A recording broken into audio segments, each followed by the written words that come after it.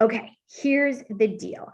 I get asked the question a lot, how long should my resume be? Or sometimes, what should I include on my LinkedIn profile? Or what should I say to my network contacts when I'm introducing myself? And the answer to this is it always depends on your audience. So while there may be career and job search best practices or general theories on how to do things, what I would say is at the end of the day, you want to tailor your strategy to your audience. You want to understand their pain points and understand how your skill sets and what you bring to the table solve those pain points. And that's really going to be the answer to the question, how should I change these details in order to stand out? So this is why it's so important to have a clear plan A, because when you have a clear plan A, you can do your research and understand what's happening in the market, what's happening in the group that you're looking to join, and what your hiring manager is struggling with so that you can tailor your campaign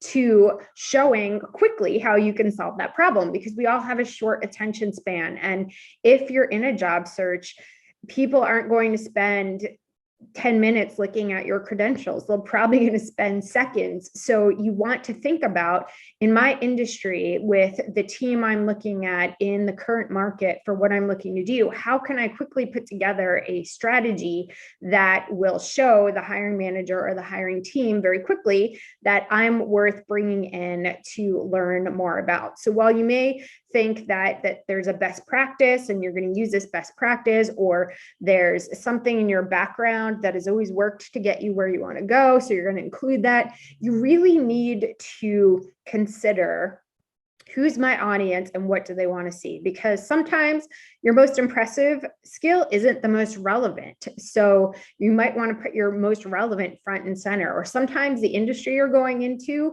may have preferences for what they want to see on your resume and the format, whereas other industries may not. So always, if you're questioning, how should I do something in my job search in my unique situation, always go back to that question: who's my audience?